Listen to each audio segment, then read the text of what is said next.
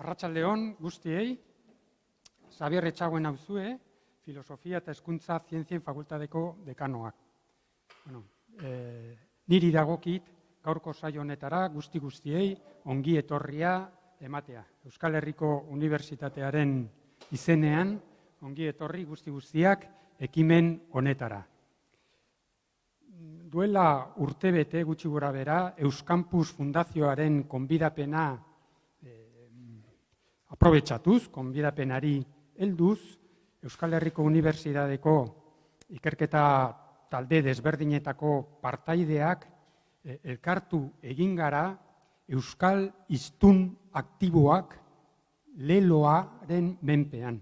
Euskal Hiztun aktiboak da gure leloa, gure ikerketa gaia ere bai. Gaur, lelo hau hain zabala izanik, gure fokoa jarri nahi dugu euskalduntasuna eta unibertsitatearen arteko erlazioan. Gai hori jorratuko dugu. Gure mai inguru honetan, danak euskaltzaleak, euskalgintzako partaideak, gehientsuenak unibertsitate esperientzia izan dute euskaraz ikasi dute bere titulazioa besterik ez bada parte bat, baina danak daukate euskara bere lan ingurura proiektatzeko grina eta gogoa. Eta beraien laguntzaz aztertu nahi dugu unibertsitatearen rola, unibertsitatearen papera euskalduntasun hau proiektatzeko eta unibertsitate eta lan munduaren arteko erlazioa. Ekitaldi hau ikerketa, ekintza, proiektu batean kokatu dezakegu. Aurkeztuko ditut gure mahai zentraleko partaideak eta lagunduko digutenak aipatutako gaia jorratzen. Gurekin daude Maite Zelaia, EHUko ikasleen eta gizarte erantzukizunaren errektore ordea, Jon Zarate, eleaniztasuna eta euskararen errektore ordea, Estitxu Garai, Euskal Herriko Unibertsitateko irakaslea, Oiana Barrenetxea, Euskal Herriko Unibertsitateko medikuntzako ikaslea, Oiana Garzia, Eluiar enpresako partaidea, Guillen Santiso, Doimak enpresako arduraduna, partaidea, Aitor Montes, Osakidetzako langilea, eta Jose Begiristain, KAF enpresako partaidea. Guztien laguntzaz, jorratuko dugu, aipatu dugun gaia. Nik orain hitza pasatuko diot, gure taldekidea den Magi Buleni, eta berak aurkeztuko du gaurko ekitaldia zertan datzan eta zein izanen da gure lanaren sekuentzia. Eskerrik asko, Xabier, arratsaldeon guztioi. Hemen gutxi egingo detzen, uste du importantena dela ja martxan jarri arratsaldeko honen zaioa. Aurkezpen honen atzetik dator Iñaki Martínez Lunaren aurkezpena, eta ondotik ja Iñaki Marko bideratuko du, inglesez deitzen den focus group, hau, ez da, nolabait mai inguru berezi bat, ez da ohiko mai inguru bat, baizik eta nolabait lan talde bat, ez da, etorri gara ez bakarrik entzutera, baizik eta parte hartzeko pixkat hausnarketa honetan. Ez da, Iñakik esaten duen bezala, ez da mai inguru bat, nun ez da baidatu behar dugu baten besten kontra, baizik eta saiatu idei berri batzuk sortzen. Eta lehenengo bueltan emango dute hemen barruko geruzan dauden lagunok, eta gero, pixkat, bigarren zatian egingo dugu beste guzti horioi parte hartzea konbidatu. Hau Iñaki joango da azaltzen. Orduan, nik besterik ez dut esango momentuz, hitza emango dio Iñaki Martínez de Lunari. Eskerrik asko.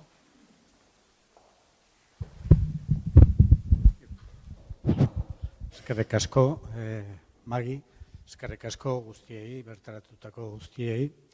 Bueno, Xabirrek zioen bezala batzen gaituena euskararekiko grina izan daiteke, ardura, zaletasuna, baina gero hori ulertzeko eta hori bideratzeko modu diferenteak izan ditzakegu. Orduan, oain saiotxo hontan egingo dudana da sarrera gixako zerbait, eta liburu honetan bezala hoberena gero dator. Orduan, hau zirikatzeko modu baino ez da, eta kontua da gutako bakoitzak halakoen edo bestelakoen inguruan dauzkagu planteamentuak, ezta? Gogoeta honen aria zein den, zenbait hausnarketa nazioarteko akademian hizkuntza politika eta plangintzaren inguruan, HPP-ren inguruan. Ondoren, gizarte mugimendu, herri erakunde, aholkularitza, tekniko eta enpresak euskararen HPP-an. Eta bukatzeko Euskal Akademia eta HPP-a. Zeinbait ikuspegi teoriko berritzaile agertu da azken 2 hamarkadetan, zerbait esatearren luzeago bada ere bidea, baina bueno, Ecology of Language, Ecolinguistic, Linguistic Human Rights, Critical Language Policy, Economic Value of Language, Language Management Theory, hainbat kontu. Honek begibistan jartzen du batetik aniztasuna. Ez da ikuspegi linguistiko hutsa, baizik eta ekonomiatik begiratuta, edo giza eskubideen aldetik begiratuta, eta, bueno. Horren eduki batzuk, adibidez, azpimarratzen dute, adibidez, gizarte ingurune konplexuak hizkuntzaren inguruan. Eta nolakoak diren, eta hor sartzen dira, bai dimentsio demografikoak, ekonomikoak, juridikoak, kulturalak, politikoak, eta bar. Beste puntu bat, adibidez, azpimarratzen du beste ikuspuntu batek, hizkuntza politika batek, inguruan dauden gorabera horiek guztiak aintzat hartu gabe, porrot egiteko arrisku handia daukala. Eta jartzen den adibidea Irlandakoa izaten da. Orduan, ez da bakarrik hizkuntza politika modu estuan ulertuta, baizik eta gizarte mailako planteamendu orokorragoak. Globalizazioaren pisuagatik, eta sentitzen dut hori nire telefona delako. Esango nuke gelditu da lehen.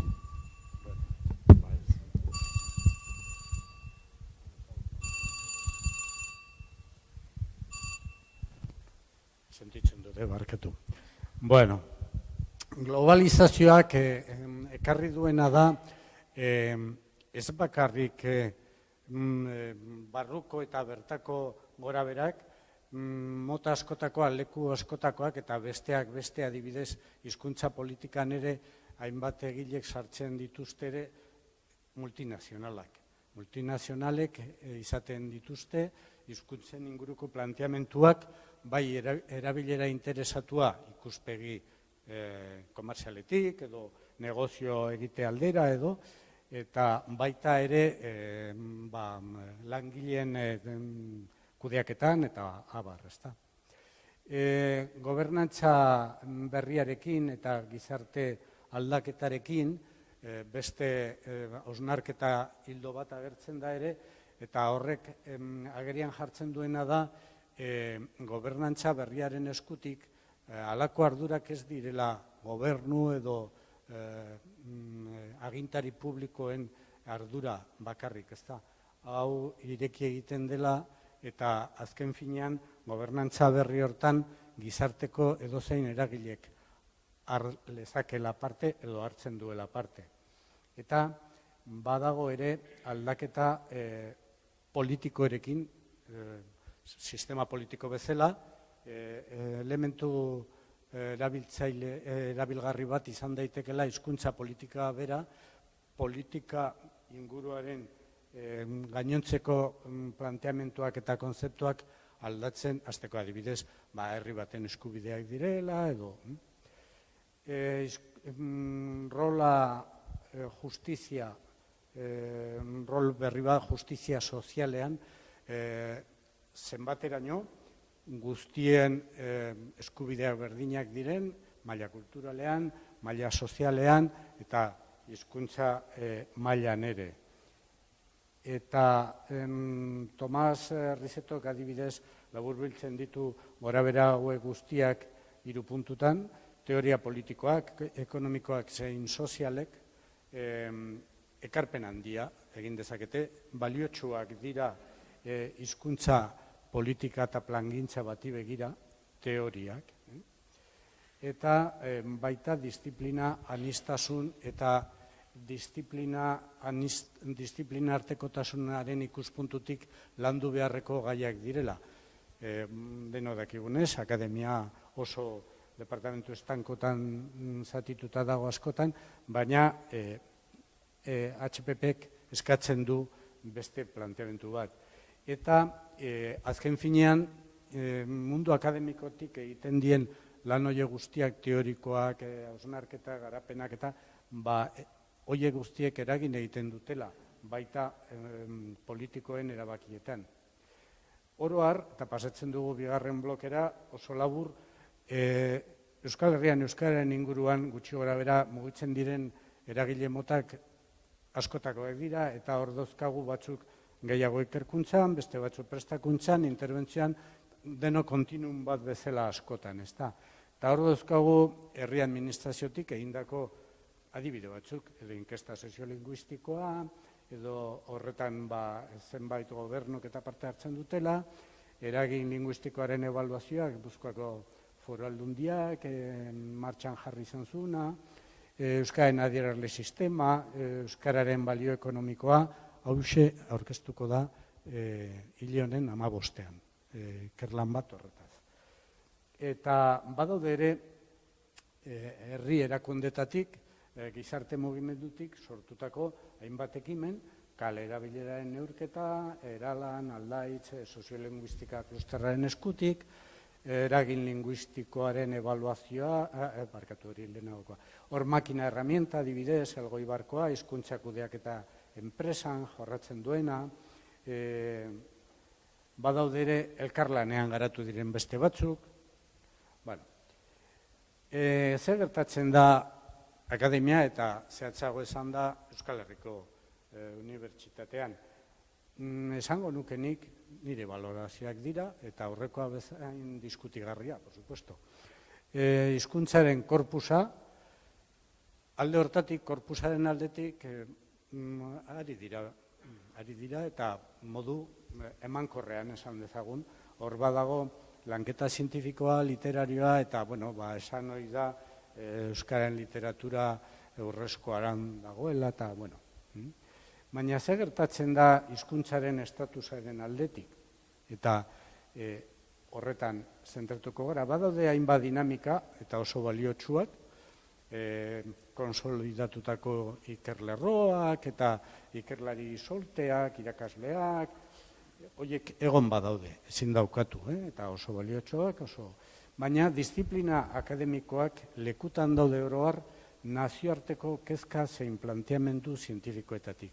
Errepasatzen bada nazioarte mailan garatu den pentsamendua, hasiera batean aztarna batzu baino ez ditugula aurkeztu, kontuatzen gara, eta horiek guztiak hemen nork jorratu ditu. Eta ez daukat erantzunik. Eta lekutan dago ere Euskal gizartearen kezka eta premietatik. Ikusi dugu gizartearen hainbat eragilek, dinamika, ikerlanak, interbentzioak garatu dituztela eta gehienetan ez dago akademiarik. Beraz, ez dago politika eta plan instituzional orokorrik, ez akademikorik, eta ez da erantzukizun sozialaren ikuspuntutik ere, ez da. Azken finean, erantzukizun soziala da gizarteari begira unibertsitateak zer egin behar duen, ez da.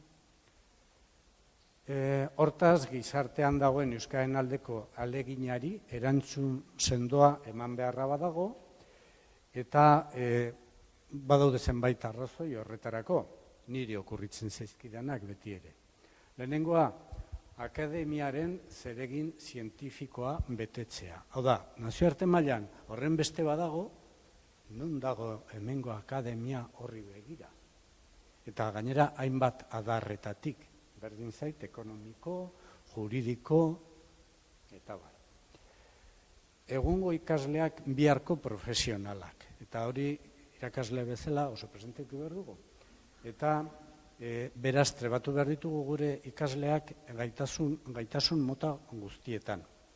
Eta horietan hizkuntzak ere sartzen dira, baina ez bakarrik hizkuntza gaitasuna, baizik eta hizkuntzak gure gizartean zeleku daukan, eta enpresetan, lan munduan, negoziotan, ze ari den gertatzen hizkuntzekin eta zehatzago euskararekin, ezta? Kontua da, lan mundura aterata, horren inguruko berririk ez dauzkaten ikaslek agertu daitezke enpresa batean eta ikusi hor badagoela euskara plan bat.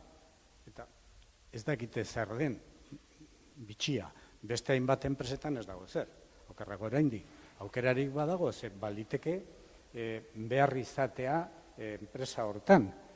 Bueno, eta hori, esandako hori berdin dio ekonomilaria bada, azken finean hizkuntza plana baldin badago enpresan, egongo dira balantze batean, inbertsio kontu batzuk, egongo dira mozkin kontu batzuk, egongo dira horiek kontuan hartu beharrekoak, edo ikuspegi juridikoan nor hasten diren batzuen eskubideak, non bukatzen dien besteenak, non adibidez, ezta?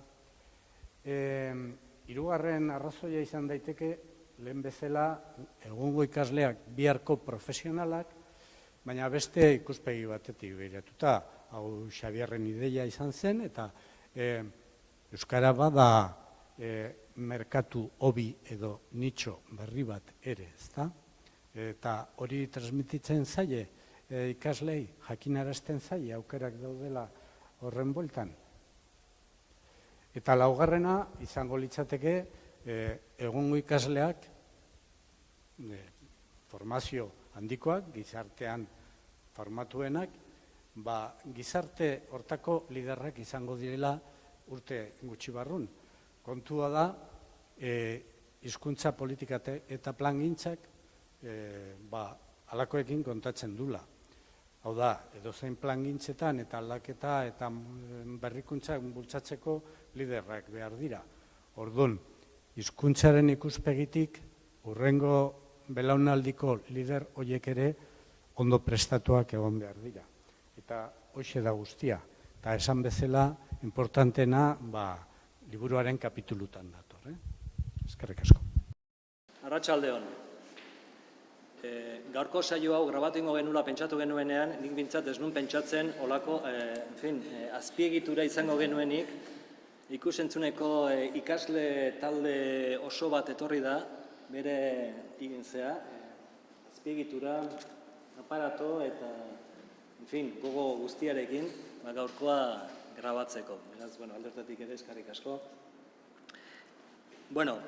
Gaurko saioa bada berezia ere, aipatu dute, neurri batean esperimentala ere bada. Hau, azken finean, lehenengoa, ez da besterik gabe hitzaldi bat. Hau, esan dezagun, nolabaiteko ikerketa edo hausnarketa zientifikoa izan nahi duen proiektu baten barruan kokatzen da.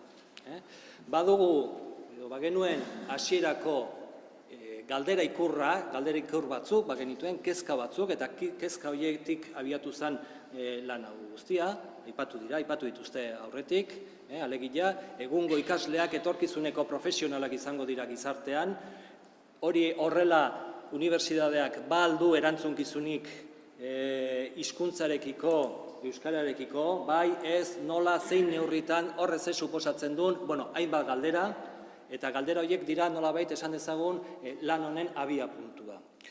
Badugu nolabaiteko, Iñakik eskaini digu marko teoriko txiki bat, eta eskaini digu baita ere kezka batzuk jarri dizkigu mahai gainean. Hori eta gero, nolabait, datu bilketa bat egiten ari gara hemen, gaurko saio honekin, beraz, datu bilketa kualitatiboa izango da, fokus talde moduko solasaldi bat egingo dugu hemen, erdiko gune honetan dauden pertsonekin, pertsona kualitatiboki esanguratsuak guztiak, eta gero baita ere, bigarren zirkulo horretan zaudenekin ere, nahi dugu baita ere, nolabait, pentsatzen dugulako hor, bigarren zirkulo horretan zaudetenok ere, bazaretela esanguratsu edo kualitatiboki pertsona esanguratsuak, eta nahi dugu baita ere, bigarren partean jaso zuen iritziak. Egingo dugu, esango dugu nola. Beraz, lehenengo partea, eta horregatik, azaltzen dut, batez ere, daukagun egitura agian, pixkat beresia. Talde fokala da, fokoa hemen dago momentu honetan, eta hemen mahai honen bueltan dauden edo aurkioetan dauden 8 personetan. 8 persona hauen artean badaude unibertsitateko ardura eta goi mailako ardura dituzten pertsonak, badaude irakasleak, badaude ikasleak, badaude profesionalak, enpresa munduan dabiltzanak, administrazioa edo zerbitzuetan dabiltzanak, beraz ikuspegi desberdinak eta ahots desberdinak jasoko ditugu hemen zeran. Orduan, hasingo gara, daukaguna da nolabait gidoi txiki bat, zein fokus talde batean dagoen bezalaxe, gidoi txiki bat, eta gidoi txiki hori jarraituz, egingo duguna da, jaso hemengo iritziak, ikuspegiak, eta bar. Ez dugu luzatu nahi ordu eta laurden baino gehiago.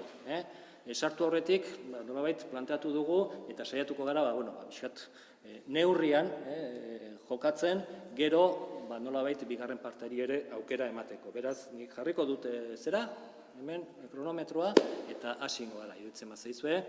Eta hasteko, sarrera moduan edo, lehenengo galdera, ez, abiatuta edo kokatuta, zuen esperientzia pertsonalean, ez. Nola bizitzen dituzue zuek euskara eta beste hizkuntzak zuen bizitzan, zuen ikasle bizitzan, zuen bizitza ohiko bizitzan, eta jarduera profesionalean bizitzan. Hasi. Ni hasiko naiz, hemen nagoenez. Kaixo, ni estitxu naiz. Ni izatez Gordexolakoa naiz, ez dakit bakizuen Gordexola nun dauen, Gordexola enkarterrin dago. Bazpada inork espadu ezagutzen, enkarterri da Zaila, Balmaseda da Karrantza, Farfar gozta, Euskal Herrian. Eta inguru hori ez da bereziki euskalduna. Hortaz, nire haurtzaroan gaztelaniak presentzia handia izan zuen, baina gero etxean euskaraz egiten nuen gurasoekin. Eta gaur egun nik esango nuke nire goera dela iaia erabateko elebitasuna. Zergatik diot hau, Gordexolan gehien bat gaztelaniaz aritzen naizelako, baina gero gaur egun markinan bizi naiz, eta markinan salbuespena gaztelaniaz egitea da. Orduan bizitza personalean artekatzen ditut bizkuntzak momentu oro. Eta gero bizitza profesionalean egoera nahiko antzekoa da, irakaslea naiz Euskal Herriko Unibertsitatean, publizitatearen alorrean, eta horre euskaraz eta gaztelaniaz ematen ditut eskolak. Hortaz, elebitasun hori ere islatzen da bertan. Eta horretaz gainera, lankidekin ere bizkuntzetan aritzen naiz, eta gero ingelesa, gero eta gehiago mundu akademikoan sartzen nahi da nahiko indartsu, eta gure lana ere gero eta gehiago baldintzatzen du ingelesa jakiteak eta ingelesez aritzak. Orduan, ez dut laur esan dudala guztia, nire hizkuntzekiko bizipena hori da.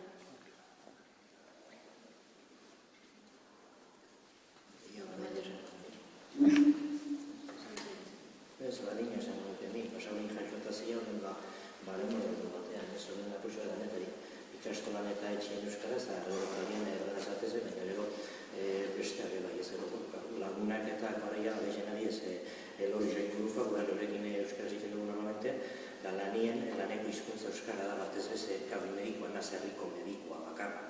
Eta ero muskaldun bakan bizin nahi zeinen Euskaldunen kopuru honeko 80 bat dugu izango da, egunerokotasunen eguneko lanien, beti egiten dugu euskaraz ez, bai hauz eta bai idatziz. Etxien da euskara eta gaztelera, baina gero, bai lagunen bitartez edo nire bikotaren bitartez beste hizkuntzaren moak ezagutu ditut. Bere neska Galizia katolikoa da, eta joaten gara urtero, eta entzuten duzut oitutzen zara Galizia galego entzutera, eta galegoz irakurtzen dut asko, literatura bintzat, eta gero lagunekin bebai ingelesez, bai inglesian bat ingelesa da, eta gero eurak etorten digez gure gana dugu gara, ingelesa euretzako bai irakurtzerako orduan, edo bai lagunen artean ingeles oso normala da, eta lanien bebai, forma fontzaletik ez, baina egunera ze prozesu horretan, gure lan hizkuntza nazioarteko literaturan aipatu den beste ingelesa da garitzen. Aputxoa frantzesa bai, baina batez eguneko lagoetan mana ingelesa da. Nazioarteko literatura medikoa ingelesez idazten da. Eta zuk ipatutako zera nazioarteko teoriak eta maila teorikoak edo proposamentako eta hizkuntzaren arloan ere ingelesez irakurtzen dituzu, kasu batzuetan ere regionalarako Quebec-etakana da frantzesez.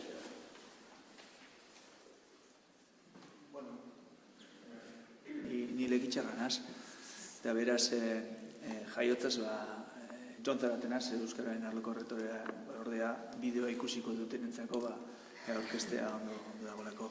Eta nire ama hizkuntza euskara da, nik gaztetan erdara guk ez genuen erabiltzen, ez da lagun artean ere, ez da familian ere, eta erdara ikasi nuen gehien bat eskolan eta unibertsitatean zoritxarrez karrera erabat euskaraz ezin izan nuelako egin, baina zorionez horrek lagundu zidan baitere nire gaztelania hobetzen eta nire akats ortografiko eta barrak horre lortzen gaitasun egoki bat, ez da unibertsitate eskerrere gaztelania lortu nuen jakitea ondo. Gero lan ere muan, egunerokoan, ni farmazilaria naz da plaza Gasteizen, eta neban, ni sartu nintzen ikasten 87an Gasteizen, eta orduan zailagoa zen gure lantaldean eta euskaraz aritzea.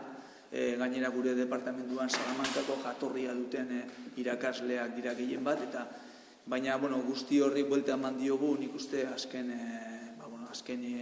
5 urteetatik ona irakasle berri eta lankide berriekin eta Gasteizen ere ikerketan adibidez, gure ikerketa taldean dauden ikertzaile berri guztiak elebidunak dira, hirueledunak dira guztiak, baina asko sobeto gainera ingelesez hitz egiten dutenak, eta hor bai aukidugu aukera itzela, egunerokoan euskara hutsean aritzen gara, alegin egiten dugu gainera, euskaraz ez dakitenei, euskara ikasten ari dinei, espreski, hola aritzeko, eta hori da nire esperientzia.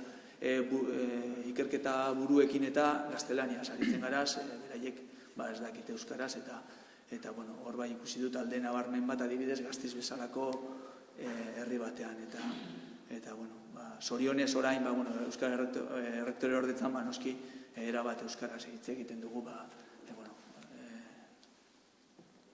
egunerokoa euskaraz aritzen gara. Nahi gauza xelebrea gertatzen zaiz, ni pasatu nintzen egunero euskara eta gaztelania normaltasun oso erabiltzetik, betidanik, gaur daune, ia eguneko euskaraz bakarrik izin naiz. Ni berez tekniko naiz, nik behasaingo kafe enpresan egiten dela, gu trenak egite ditugu, baina ni berez derinea zaila naiz, edo izan naiz, 25 urte ez enpresan, eta hoain erabat euskara teknikari, euskara ardura hau enpresan, eta gertatzen zaidana da, gizabaliadidetagan fisikoki ditudan pare bat lagun gai eztienak euskaraz haikin daukadan harremanaz gain beste inorkin ez dut egiten eguneroko bizitzan gaztelaniaz. Orduan, ia eguneko euskaraz bizinez, da nik esaten dut, jendek ez di sinisten parre egiten dit, baina aurki jumarko dut gaztelaniazko mintza praktika batzuk egitea. Nik jasotzen den gaztelania noski da, telebistatik, egunkaritik, eta batez ere irakurtzen ditudan literatur liburutik, baina bestela ni gaur da egune lasa-lasai euskaraz bizi naiteken pertsona banaiz, salbuespena noski. Nire kasua zurian entzukoa da, nire eguneko unen iaia euskaraz bizi naiz, Salbuespen bakarra da guain Bilbon ikasten, medikuntza ikasten enez, orduan ere pixukidetako bat Kadizekoa da, eta arekin bakarrik aitzen ez euskeraz. Bestera Gipuzkoako ere txiki baten jaiotakoa naiz, orduan bai lagunak, familia, dena eguneko honen euskeraz, beti da. Ni Oiana naiz. Ni Lazkaotarra naiz. Josia Taundarra da. Elkarren ondoren esegea, zakit Goierritarrek badauko nolako konplizidaden bat. Ez da nahi izan,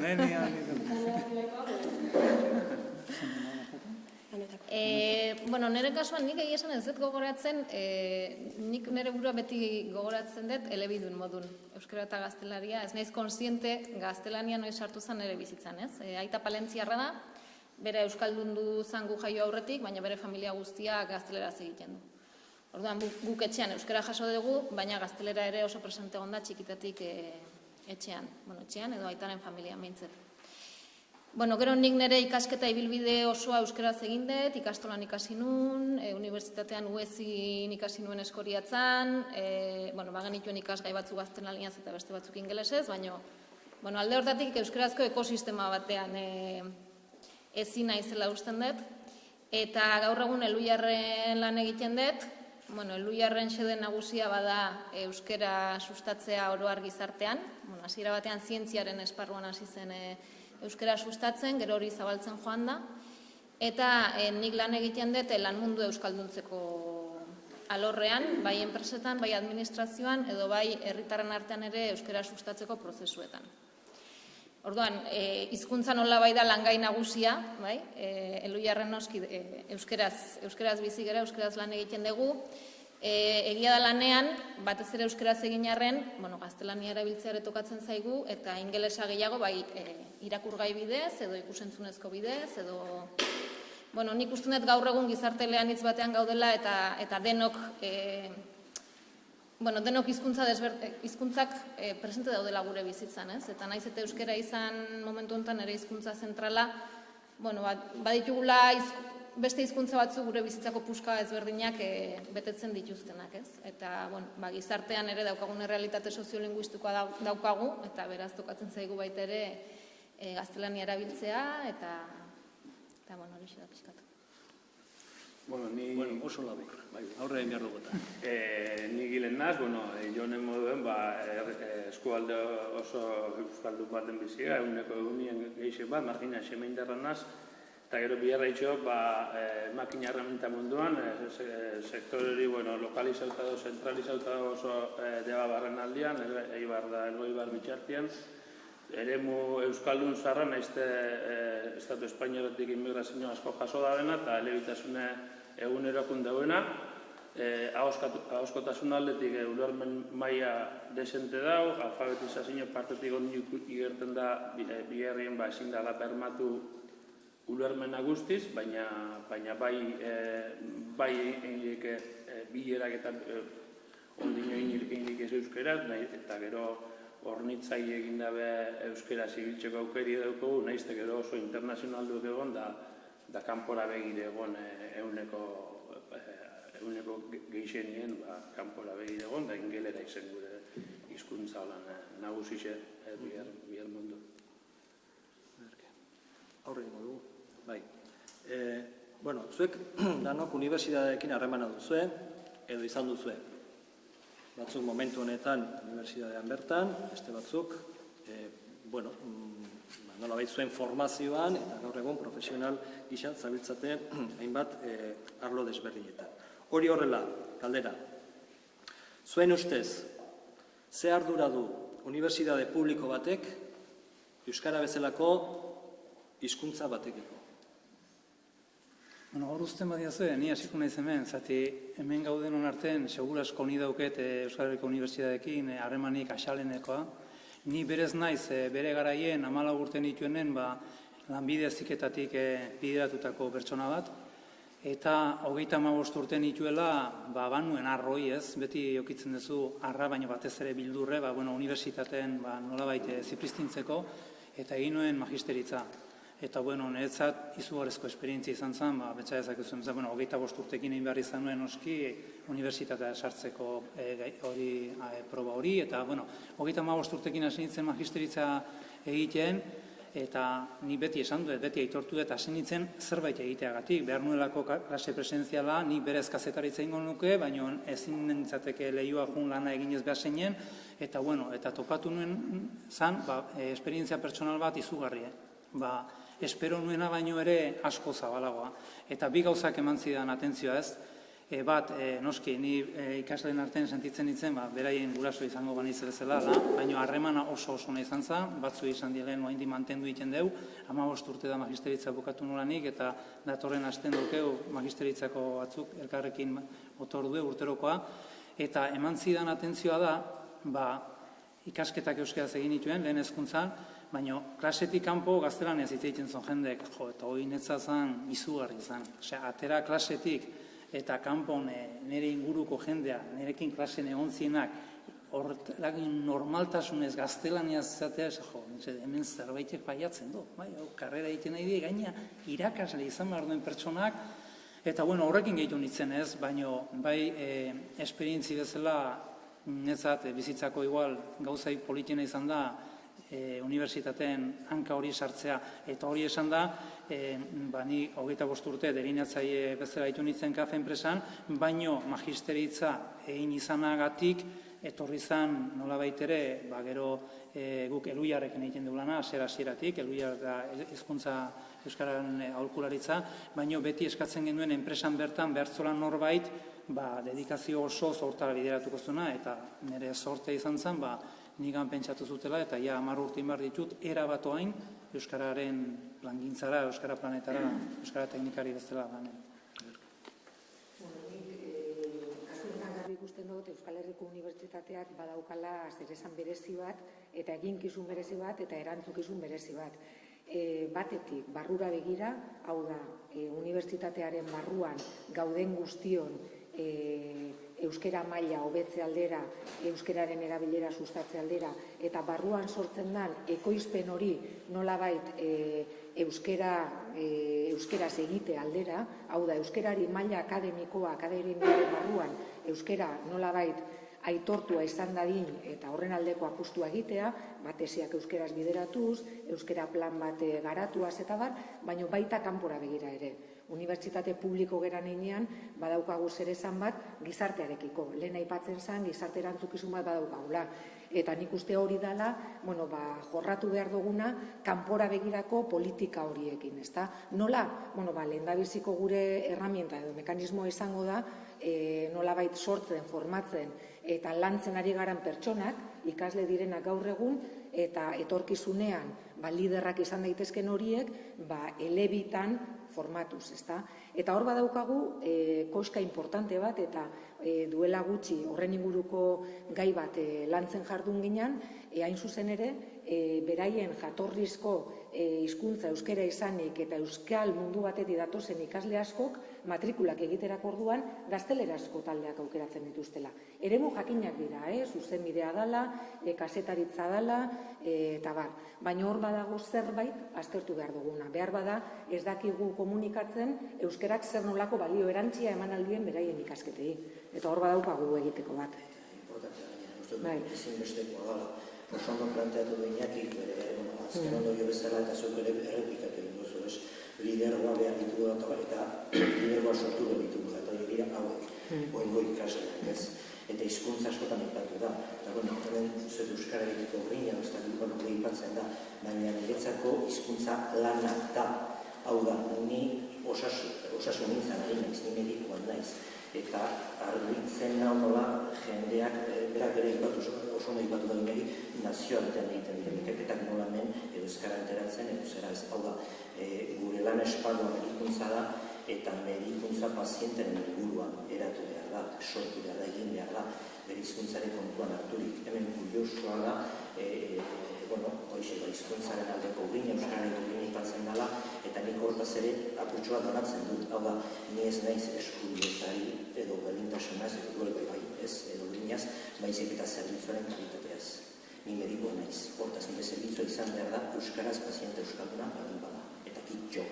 Baina zer behar dut nik?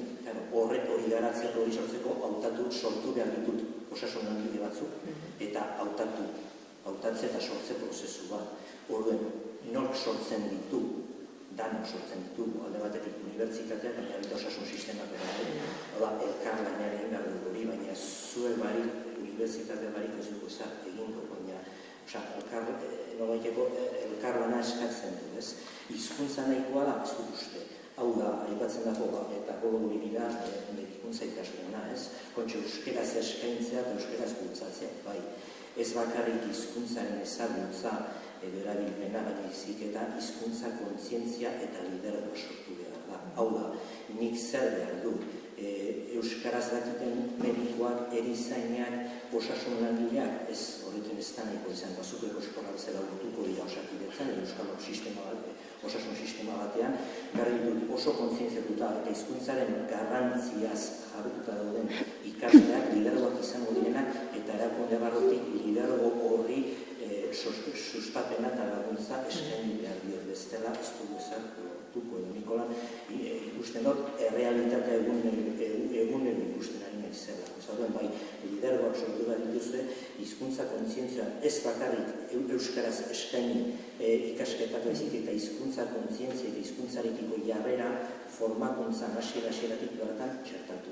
Eta nazioarteko ikerketa hori gure egin, zen nazioarteko ikerketa horretan hizkuntza, medikuntzan behintzat, hizkuntza kontua hartzen ari da, eremu elebidunetan eta eremu amiklean hitzetan, baina hemen oraindik ez, esateko, hemen ez dago ikerketarik eta ikerketa hori burutzeko zuek ezin besteko asaien. Gu ez gara gauza, herriko mediko ez gara gauza, zuek gara ez bazaitu zego, zango, hain dugu. Arrazia daukazu erabat, nire sektorea guztiz diferentea da, publizitatearena da, eta zuk aipatzen duzuna bete-betean gertatzen da bertan. Azkenean galdera izan da, unibertsitateak ote duen erantzunkizun bat, eta erantzuna garbia da, bai, eta hala aitortuta dago estatutuetan bertan, eta gizartearekiko erantzunkizuna daukan neurrian, badauka erantzunkizun hori. Gero beste kontua da eguneroko praktikan zer gertatzen den. Adibidez, publizitatea euskaraz irakasten da, badira ja 35 urte baino gehiago, euskara hutsez irakasten dela, hau da, kreditu guztiak euskaraz egin daitezke, baina gero, begiratzen diogu lau munduari eta zer gertatzen den publizitatean, eta horrek ez du inolako eraginik eduki, edo behintzat oso txikia izan da, sektore horren euskalduntzean. Oraindik ere lan egiten da erderaz, hau da, jendea euskaraz formatzen da, baina gero, agentzietara joaten dira, erdera hutsez sortzen dituzte. Eslogan, titular, eta lan guztia gaztelaniaz egiten da, eta itzultzailek pasatzen dute hori euskarara. Hortaz, horrek erakusten du, euskaraz ikastearekin ez dela nahikoa. Jarrera hori landu behar da. Eta azkenean, hori izan behar da kontu bat, irakasleok guk kontutan hartu behar duguna eta transversalki txertatu behar duguna edozein delarik ere gure materia. Kontua da, nola lantzen da hori unibertsitate mailan, irakasle ongan lehenengo eta behin sortzeko jarrera hori gero ikaslei pasatu behar dieguna. Zer dago gakoetako bat. Ez da bakarrik ikasi ezazu euskaraz leloak sortzen. Baizik eta hasieran gaztelaniaz idatzi baduzu klasean bertan da gero itzuli, egin ezazu euskeraz, baina hausnartu ezazu ere gero lan munduan zelako eragina eduki dezakeen, zelako egoera dagoen kalean, Euskal Herrian hizkuntzak, pentsatu hizkuntzen ganako, orokorrean, ze gustatzen zaizu, laniztasuna, euskera eustea edo ez, ze nahiago duzu, mundu bat nondanok ingelesez egingo dugun, edo mantentzea gaztelania, frantsesa, euskara, eta euskara dagoen egoeran egonda, ze karpen egin dezakezu zuk zeuretik. Eta guzti hau nik uste dut lehenengo eta behin irakasle ongana pasatu behar dela. Bidea, hemen zehoz ateratzen den, horretarako. Unibertsitateak aukibi bazan ardurak esan aurretik lehenengo pixkat neure esperientziatik egingo berba zelan ikusi nabazan neure ikasketak bere sasoien, eta gero hortik bat, ikuspuntu emango, baina, Larota mazortzien Bilbo ez da eremu oso euskalduna bezi zen, sasoi hortan gutxi hau, baduka fedie handik onabe unibertsitateak aurrera pauso asko indabela euskara inguruen, bere sasoien pozik hartu gendun euskaraz ikesteko aukera hori eguela Samamezko ingenieritza eskolan, azkenengo fasie espezializazioko asignaturak ezin izen zinein, baina bestela, Larota mazortzien hasitxe, esan ninke euskaraz, eitxiko aukerik dule eta suertien. hor 25-30 ginen euskarazko ikasliek, eta gero esan puntuek, bai, azkenien, ahoskotasunien da kanpoen egunerokoen, bai, ikustezen erdera, zala horre geixen bajote bana, eta euskaraz, ikasle gutxi batzu ginen, eguneroko erabilpena egun baina. Hori, gero proiektutara ja azken fasera bideratuz, ja behin industria txertatzeko bide hortan geundenien, azkenien sortzi tutore egotetik, batzan bakarrik euskeraz bermatu albana, eta igual espezializazio hortan espazagoen zeu landu nahi zenduen ere muen, bizkat hankan mozkatzen zinen kasu hortan. Usteot, ordundik ona, bastante aurrera ingo zala, eta gaur egun beste realidade baten biziko ginak ezela.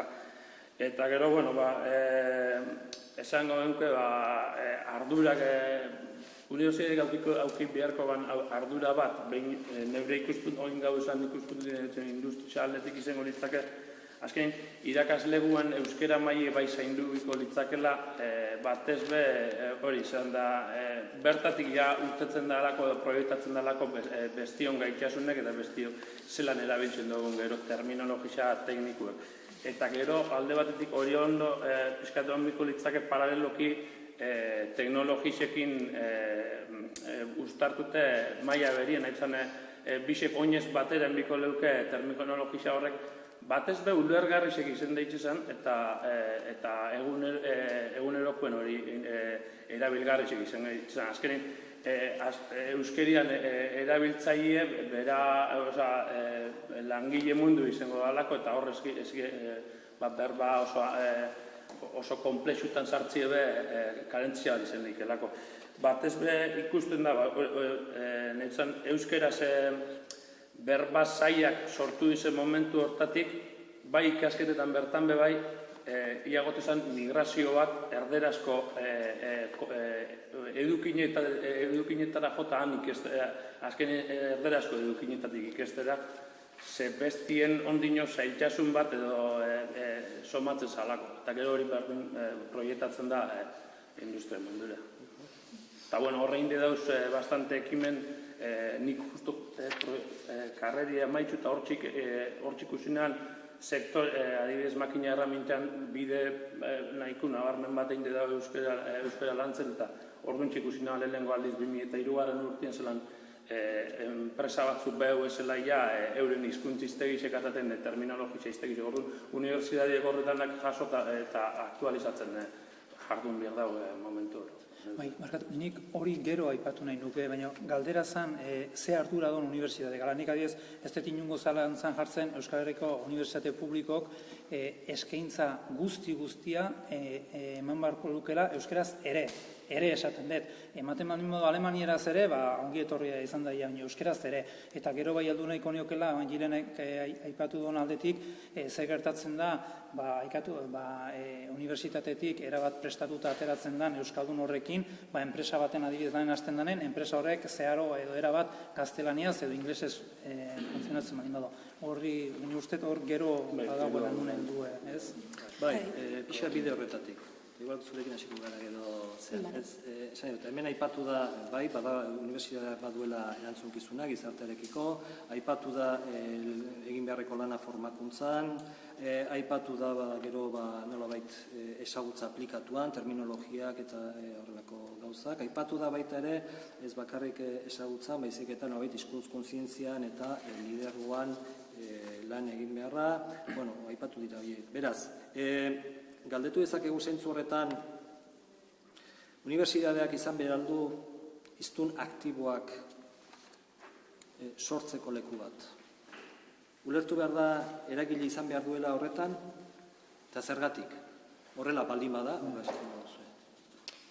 Bai, nik batez medikuntzan kasu zentratuta. Guk ez dakagu karrera oso euskeraz, eta egia da zuko esan dezuna fokoitako bat matrikulazioa, bizitza guztia euskeraz hitzein, euskalduna izan, eta egia da medikuntzan jende asko gazteleraz matrikulatzea.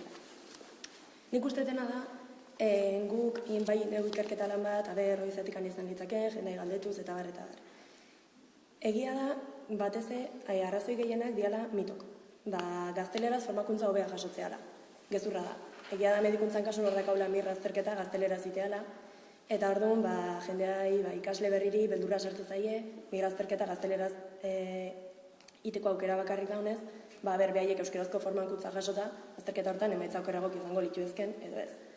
Ikusia ez, euskeraz prestatutako pertsonak berdin-berdin eta ez zituztela kristonotak mirra azterketan, baina, nik bai uste hor unibertsitateak inbar lukela ikerketa lan zehatz bat, zuk esan dezun fokoiek aurkitu eta hoiek aldatzeakin. Inbar da txipaldaketa bat, ikaslei azkenen sortu hartzaie jokabideoi euskeran alditeko eta azken finean unibertsitatea oinarrizkoa, hortik anaterako ikaslek gero lan mundua jongo janak. Lan munduako ikaslek ateratze bari maia gazteleraz prestatuta, azkenen eukiko eta zerbitzu guztik gaztelera zengo ja. Zerbitzu guztik gazteleraz bali madaude, gizarte guztia gaztelerantza bultzatzezu. Orduan nik uste nahi eta nahi ezkoa dela ikaslek euneko euskeraz prestatuta ateatzea, eta kontzientzia batekin bali madaude oaindiko beto, baina gutxinez euneko egun behar due prestatuta, gero lanea ateatzeianen, gaitasun oso eukitzeko behaien zerbitzuak euskeraz emateko behaiakiten jakintza guztiakin. Guri egia esan, lan mundu euskalduntzean ikuspegitik, eta geroz eta gehiago entzuten nahi naiz, nolabait hezkuntza munduan izugarrizko ahalegina egin dela, eta urrengo euskararen bizi berritzearen ikuspegitik urrengo erronka nagusienetakoa lan mundu euskalduntzea dela, ez? Eta eluiarrez gain, beste jende asko dabilago esaten, ez? Eta guri askotan gertatzen zaigu, euskara plana garatzen gabiltzenean enpresetan, askotan kontratazio irizpideak lantzen hasten gara, eta esaten digute, lan merkatuan ez ditugu topatzen alorrontako ingenieri euskaldunak, edo ez ditugu topatzen zuzendari euskaldunak. Orduan, ni ados nago kontzientzian eta eragin behar dela, baina oraindik ere euskeraz lan egiteko gai diren profesional kompetenteak faltea dira edo enpresek horren falta sumatzen dute. Eta uste dut hori urrats badala. Horrez gain badakigu ezagutza ez dela nahikoa gero euskeraz bizitzeko eta euskera erabiltzeko, ez? Eta beraz nik uste dut horre ere urratsak eman behar ditugula, eta oroar gaur egun ez gaudela prestatuta hiztun modun daukagun errealitate soziolinguistikoan bizitzeko, egunerokoan. Eta hori uste dut euskal hiztunok askotan gertatzen zaigula, ez denda batera joan, eta gaztelera pasatzea, edo, uste dut, falta zaigula jakintza, falta zaizkigula tresnak, falta zaizkigula baliabideak. Eta unibertsitatearen ikuspegitik, bai ikaslei, bai irakasleari segurazki, eta pixkat hezkuntza komunitatearen ardura dela, eta hezkuntza komunitate osoak hartu behar dula hor, hizkuntza zentroan kokatzeko lan hori. Eta gero iruditzen zait, alorro hontan baita ere garrantzitsua dela, eta pixkat Iñakik lehen aipatu du, ez? Hizkuntzaren gaia erantzunkizun partekatua dela gaur egun. Eta unibertsitatea eragile bat da, eta eragile garrantzitsua da, ze, nik uste funtzio garrantzitsua betetzen ditula gizarteari begira, bai aipatu da ikerketa, jakintza sortzea, jakintza hori edatzea, bai etorkizuneko profesionalak ezteko, bai daukan harreman sarearen ikuspegitik, eta nik uste unibertsitatea entzun eta danok maiuskula bat jartzen degula, ez? Unibertsitateak badauka estatus bat, eta badauka izen bat, eta uste dut hori baliatu behar degula baita ere, eragiteko, unibertsitateak daukan harreman sare hortan, eragiteko bai enpresetan, bai eragile sozialekin, euskal giltzarekiko elkarlana areagotu, uste dut lankidetzan egin behar degula baita ere aurrera, eta, pixkat elkarlan hortan badaola baita ere giltza. Neu faltan, ez da zer esateko. Nik argi daukat baiet, hiztun aktiboen sorlekua izan behar dela, aurreragoko galdera baita ere kontutan izanik, unibertsitate publiko batek, pribatuen aurrean noski, erantzunkizun handiagoa duela, dudarik ez daukat. Eta guri dagokigula, kasu honetan, galderara lotua, hiztun aktiboen sorleku ere izatea. Nik neure ikuspegitik, hau da, ardura hontatik, ero dagokidan ardura hontatik ikusita, egunero buruari bueltak eman da hori galdetzen duzu, eta da nola egiten da hori. Hori da batzutan eukitzen duzun zalantza. Nola unibertsitate batean, azken batean, ardura horri aurre egin. Behar bada nik ikusten ditut badaudela bizpahiru klabe. Klabeetako bat da adibidez hau. Hemen sortzen den lantalde hau, ero halako gaietara ikerketa bideratuko duen lantalderen bat bilatzea. Egunerokoan ikertzen dugun guztiok dakigu, guztiok ni arduratzen naiz nanopartikula zehatz bat egiteko DNA garraiatzeko ez dakiz lekura, eta gure ikerketan adibidez, behar bada ez diogu euskarari ematen diogun garrantzia izaten da, hor ateratzen den lan hori argitaratzea eta erabilera hortan, beste esparru batzuetan, imaginatzen dut erabat interdisciplinarra izan behar dela, hori argi dago, interdisciplinarra, eta kasu honetan nola edo zeintzuk ikerketa talde bideratu dezaketen guzti hau uztartu beharko genukela. Argi dago ikerketa lana beharrezkoa dela, eta Aitorrek aipatu duenarekin erabat ados nago, eta era berean baita ere batzuetan ikusten ez diren gauza pila egiten dira unibertsitatean, jada egiten ari garenak, eta baina falta zaiguna da egiten diren hoiei lotura bat ematea. Ero gastatzen ditugun indar hoiek batu eta nolabait etekin gehiago ateratzea. Terminologian egiten dugu izugarrizko lana, zentru bakoitzean badago terminologia sarea ehuntzeko talde bat. Hiztun aktiboen erabileraren kasuan adibidez, bai hor gabezia bat daukagu, orain arte nik uste unibertsitatean, euskara planean aurreikusita ere badago, euskara taldeen aktibotasun hori bilatzea, eta plan hortan eman beharreko pausu bat izango litzateke, nire ustez igual, bai administrazioen aldetik, errektore ordetzatik ekimen hori bultzatzeko aukera jartzea, erabilerari lotua.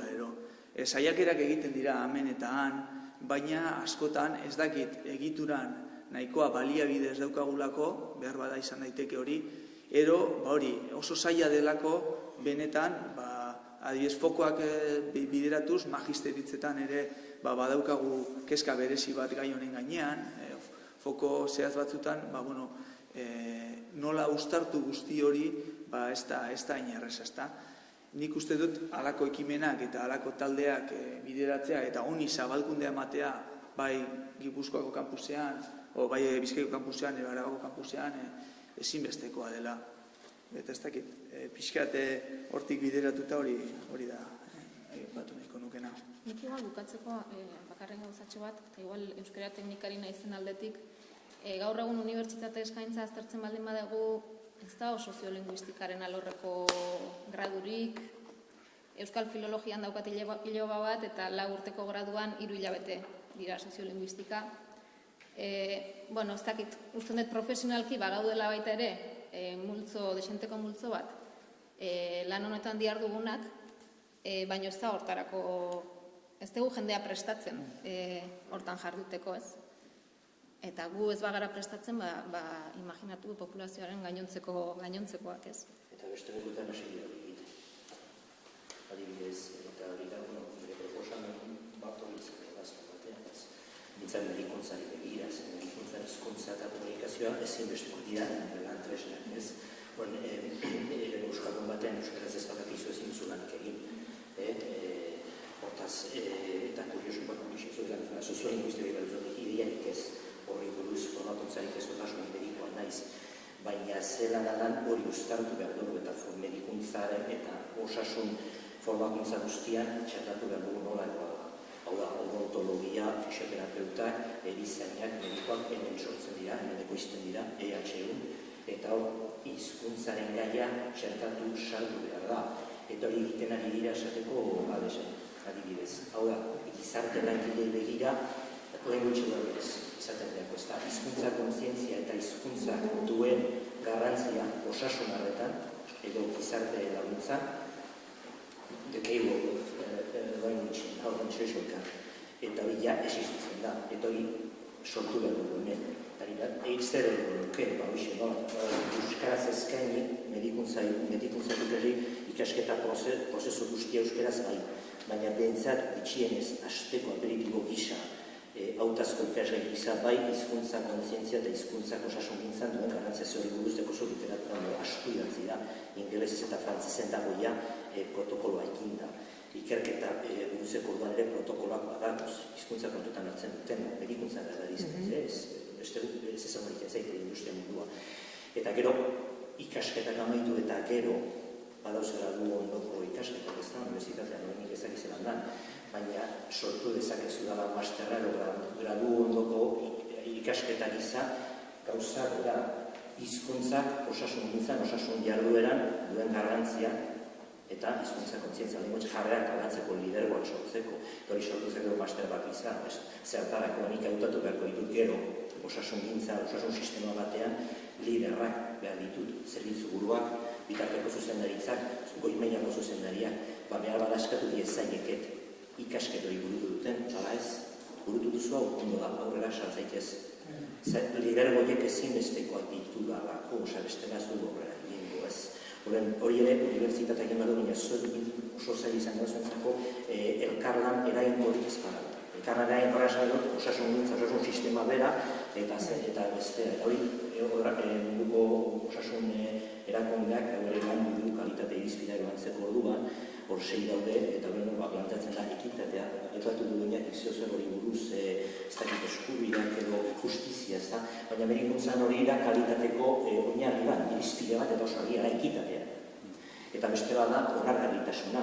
Zu zaren bezala onartzea euskalduna zarelako, emakumea zarelako, gizona, homoseksuala, musulmana, guruzuna, zure kultura, zure hizkuntza, zure nortasuna da, zure arretaren partea, pazientea zu zarelako, nire sistemaren ardatza. Baina onargarritasuna eta ekitatea hobetu nahi badituzu, osasun gintzan, sistema oso aldatu. Beste efikazia, efizientzia, segurtasun arraza badu eskola bitu, eta segurtasun aldatu du. Baina onargarritasuna eta ekitatea hobetzeko sistema oso aldatu du. Sistema osoa nola aldatuko dut kultura aldatzen ez badut. Kontzientzia aldatzen ez badut.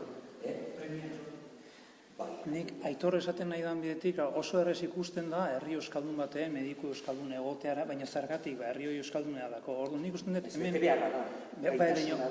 hemen gauden guztio gaude hemen badakiulako Euskal Herrian bizitzeko ere euskara ez dela beharrezkoa. Orduan, nik oso garbi dauket, borondatu esun kontu horik eta bukatu zien. Osea, borondatea nahi duenak euskaraz bizi daiteke eta euskaraz egingo dolana eta euskaraz izango da intelektuala eta euskaraz izango da aktiboa. Zer gertatzen da? Unibertsitatean norbaitek karrera bat nahi balin badu medikuntza gaztelaniaz, egingo do badakielako gaztelaniaz ikasi arren gero izango dolana eta behar badagain arrezago. Baina zer gertatuko litzateke gazte horrek medikuntza bukatu eta jakingo balu gaztelaniak ez diola balio adibidez Euskal Herrian lana egiteko. Nik usten dut horri emartzaiola buelta premia sortu behar dira eta garbi dagoena da trenak egiteko alemanieraz, txineraz edo nederlanderaz edo euskaraz egin daiteken bezala ingeniero bate jakin behar do, kafen lan egin behar baldin bado trenak inventatzen, trenak sortzen behar bada euskaraz jakin beharko duela. Nik uste dut hor dagoela, buelta, eske beste inetiko guztia esan da eta inventatuta dago. Tortilla patata aspalditik asmatu da, aldain sartu zupeio jauregimena, eta niri kurioso egiten zait, ondorio bera, ez dut osorik irakurri bakarrik laburpena, baina ondorio bera, horrein urte batzu idatzi egin da ingelesez galesen, hau da, hizkuntza bai eskaintza hauek euskaraz ikastea, hizkuntza kontzientzia sortzea oso ondo primeran, baina ez da nahikoa izango. Lidergoak sortzea primeran oso ondo, baina ez da nahikoa izango. Militantzia hau bai dalako. Atzetik, sustapena laguntza neurriak behar dira. Eta gure kasuan osasun sistema bertatik elkarlan bat ez badago, elkarren arteko laguntza eta bultzaka bat ez badago horrek ez du bera egingo. Hori idatzi da aspaldi, bai Kanadan eta bai Britania.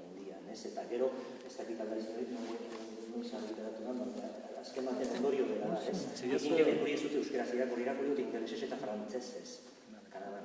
Ziazue pixka bat insistitu dezadan apur bat. Esan duzue, galderari erantzunez, aipatu duzue, bai, hiztun aktiboak bultzatu behar dituela unibertsitateak, unibertsitate publiko honek. Zergatik? Ez da aski formazioa ematea ongi beteta karrera desberdinetan eta modu oso batean euskeraz, ez da aski. Zergatik behar da bultzatu hiztun aktiboak, are gehiago lidergoa zer hitz egiten ari da. Hain zuzen ere, euskaldun horiek inon ez hitzekotan Euskal Herrian beharko dalako. Euskal Herrie geroa behi da, nik uste gurekiko keinda daudela, baina atzeti datozen hauek, benetan Euskal Herri izango baldin bada, Euskal Herriko unibertsitateen edo berdintzaizio unibertsitateen sortuko diren horiek, hemen esaten nahi gehan gauza, bera, izan beharko du ona ingenieritzan, izan beharko du ona medikuntzan, izan beharko du ona matematikatan, baina aldi berean, konstiente izan beharko du, gauz hori danak egin daitezkela euskeraz, herri honetan bizinei balin bado behintzat. Eski hori, best... Adibidez. Eta gero lanbide gehiagotan, hau da nik uste hizkuntza ja, nolabait lanbidearen osagai bat dela. Ez da meritu bat edo aparteko kontu bat. Baizik eta zure lanbidearen parte da, ez?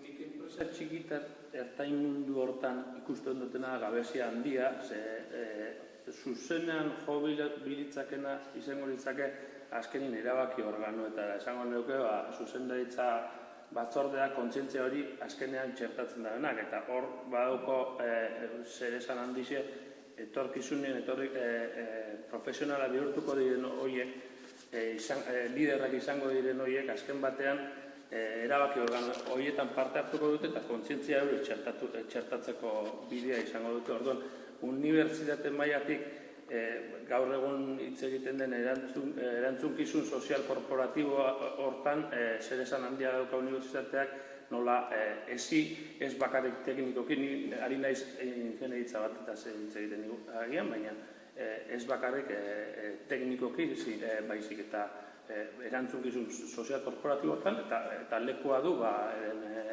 Martínez de Lunak esan duen hizkuntz lidergotzan, azkenean sare handi bat da enpresa txiki eta ertainen Euskal Herrian, realitate bat da, eta beharrezko ikusten da, hor etorkizunen hemendik 20 urtera imagina dezagun, nola nahi dugun Euskal enpresa hori izatea, jakinda, gero, atzerrira begira gaudela, eta bezeroa ez dela zerbitzu batean bezala, bezeroa pertsona euskalduna dela, baizik eta guztiz alderantziz, bezeroa kanpotara da, baina kontzientzia barnean, sortu behar da, geure artean lan egiteko, batez ere,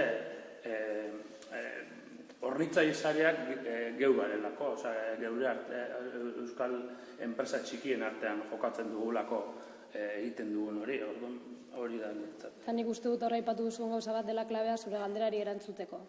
Zergatik sortu behar ditu euskalistun aktiboak? Erantzun sozial korporatiboan, ikasten dugunean unibertsitatean, irakasten zaiguak egagian ekologia, baina ekologia naturari begira, horrelako beste printzipio batzuk, berdintasuna, baina hizkuntzarena ez da sartzen. Eta euskal gizartean, hizkuntzaren gaia, da gai bat, gizarte moduan daukagun erronka bat, eta erakunde publikoak borroka horretan dabiz, unibertsitatea borroka horretan dabil, eta noski hori txertatu behar da gizarte erantzungizun horren barruan. Eta, nik unibertsitatea egia esan ezagutu dut fase oso diferenteetan, duela esain beste nik nahiko nuke baino gehiago, baina duela esain beste ikasle izan nintzen unibertsitatean, eta nik gogoratzen dut, sasoi horretan gure kezka nagusia zela irakasleen hizkuntza gaitasuna. Gogoratzen dut nola horrek baldintzatzen zuen erabat klaseen dinamika. Eta hor bai botatzen genituen faltan mekanismoak hori guk adierazteko edo salatzeko. Pasatzen ziguten gero inkesta, irakasleak baloratzeko, baina horri buruzko aipamenik ezen inon agertzen. Agertzen zen bakarra zen komunikatzeko gaitasuna edo azaltzeko gaitasuna, baina horrez zaio propio horri referentziarik egiten. Eta kasu batzuetan non oso detektatu dagoen arazo bat eduki dezakela irakasleak horretan, nik uste du gainera hori oso positiboa dela irakasleentzat. Zebein detektatuta jarraitezke mekanismoak eta unibertsitatea oso postik egongo da horiek jartzeko eta hori gainditze bidean jartzeko. Gero lan mundura egin nuen salto tarte batez eta gero bueltatu nintzen masterra ikastera unibertsitatera. Eta kasu horretan, gaztelaniaz ikasi behar izan nuen masterra ez zelako eskaintzen gure alorrean ikerketa masterrik euskaraz. Beraz, horre ere eskaintzan badago zer hobetu handia, euskaraz ikasi nahi duen persona bat, egon zen derrigortuta nire kasuan gaztelaniaz ikastera. Gero bai eman zidaten aukera tesina euskaraz egiteko eta hori positiboa izan zen, eta gero nire ibilbidean jarraitu nuen unibertsitatean eta pasan nintzen ikerlari izatera eta doktorego tesia lantzera.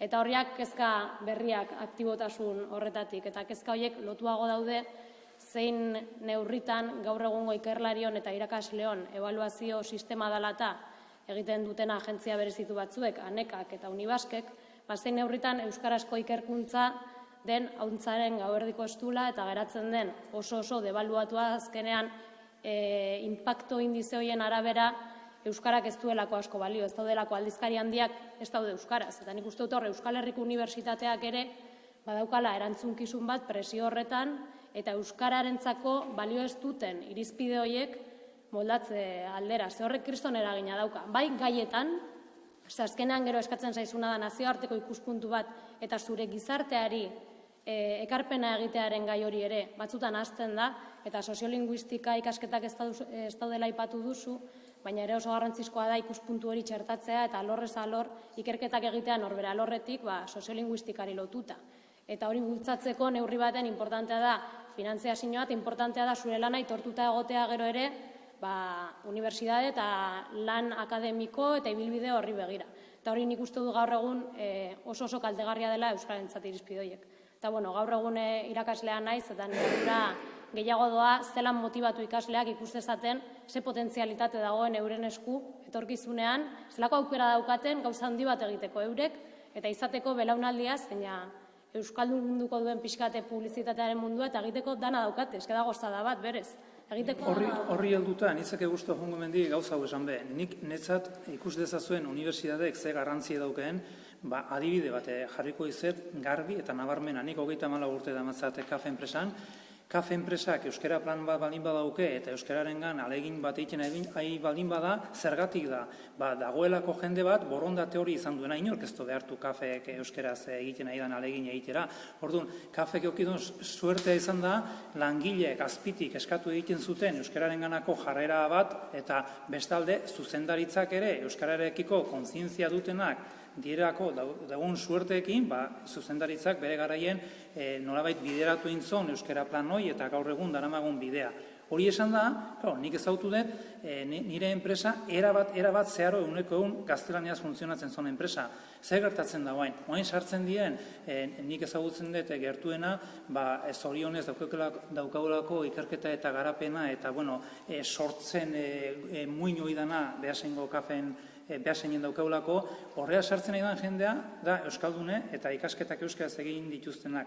Orduan, horiei esker, jende horiei esker, unibertsitateak euskaraz formatu ditun jende horiei esker, haigeagu salto kualitatibok ematen. Ze salto kualitatibok? Oso erresa da kartela jartzea elebietan, da ze polite eta itzulpenez gauzak elebietan eukitzea.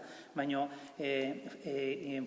euskaraz formatu dien ingeniari eta bestelako tekniko horiei esker, lortzen dugu trenan pupitreak euskaraz funtzionatu aldezan, nien ez gai hori egiteko, ez dauket gaitasunik gauza horiek euskaratzeko eta bideratzeko, eta hor ikusten da benetako salto kualitatiboa. Ez orduan, utzi nahi nun argi eta garbi baduela eragin zorionez unibertsitateen euskaraz formakuntza jaso duten ingeniaria bakarria atatzen zen, baina ez da ingeniaria, bestelako arkitekto eta bestelako tituludun jakintxu horiek nabarmena da kafen.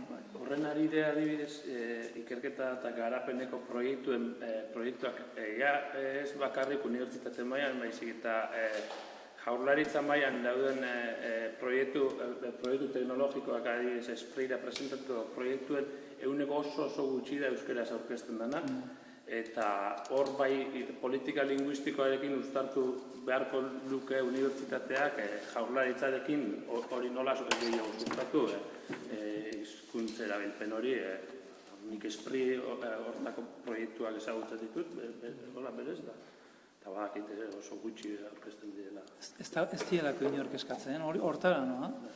Igual beste ikuspuntu bat sartzen arren eta igual pixkat maila makroago batea edo etorrita iruditzen zait bai unibertsitateak eta bai guk komunitate linguistiko bezala ez daukagula bakarrik erantzukizun euskararekiko.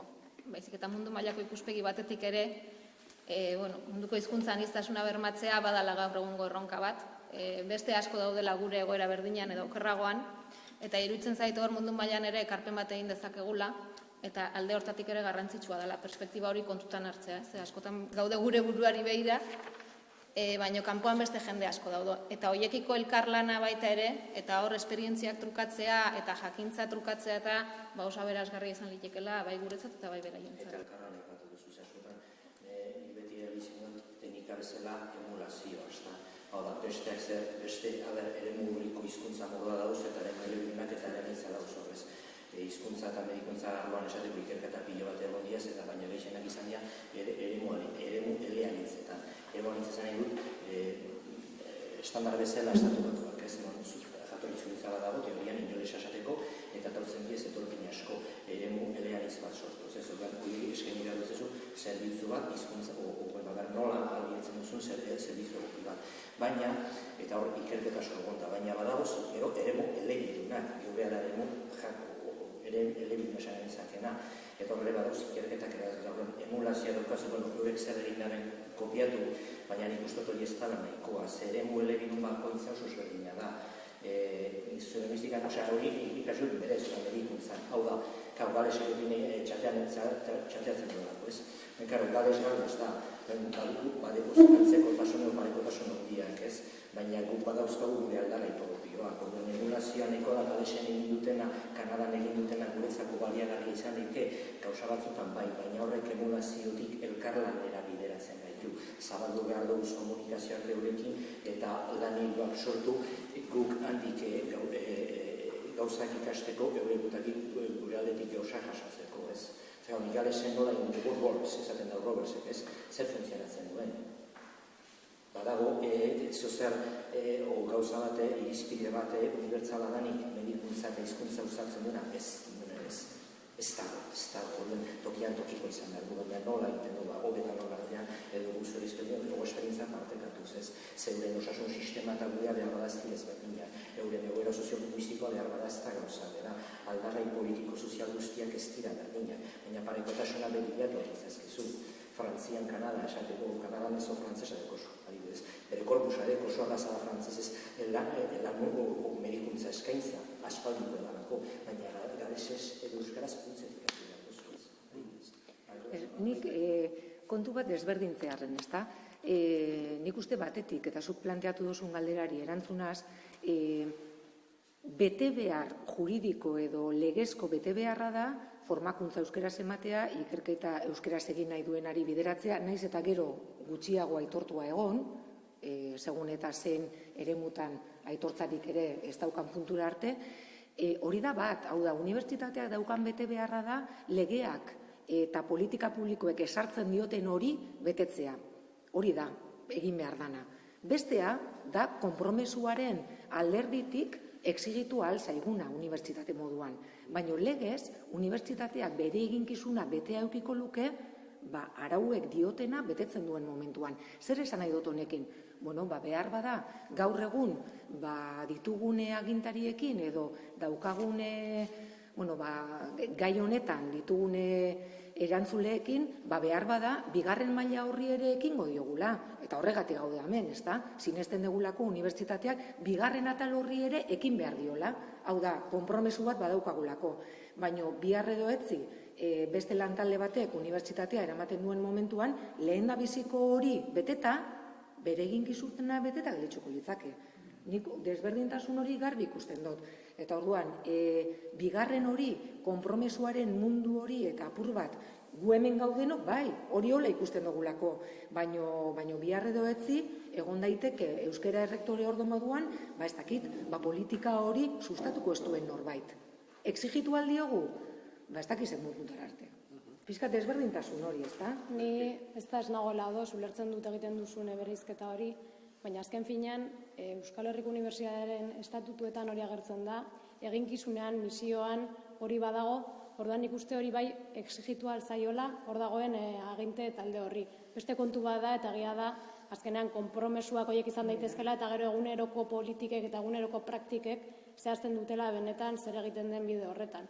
Baina nik uste dut exigitu edo zein delarik ere hor dagoen taldea, aginte batzorde horretan edo unibertsitatea gidatzen dagoen taldea, hori berez unibertsitateen misioa badela eta hala idatzita dago, ez da guk esaten dugun zerbait, eta exigitu beharko dela, baina gizarte erantzunkizun horren baitan. Azkenean Euskal Herriko Unibertsitatea Euskal Gizartean dago, eta Euskal Gizartean erronkak badira bereak. Eta hor idatzita dago, eta hala exigitu beharko litzateke dozin delarik taldea, baina ulertuta ze esaten duzun. Ederki. Pasako gara ja, bukaera aldera, denborak eta kontuan hartuz, jaso ditugu zer